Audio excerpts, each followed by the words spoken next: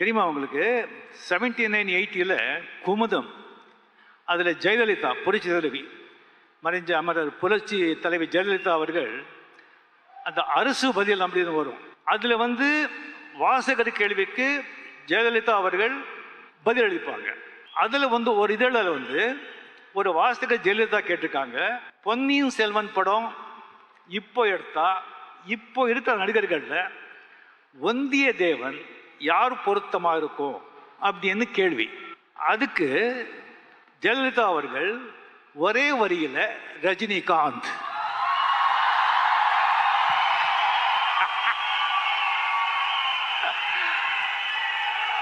அது சொன்ன உடனே எனக்கு குஷி ஆயிடுச்சு. ஏன்னா ஜெயலலிதாவே வந்தியத்தேவன் கேரக்டர் இருக்கிறதுல பெஸ்ட் கேரக்டர் சொல்லியிருக்காங்களே சார், அப்போதே கொண்டாயா அந்த புக்கு அப்படின்னு.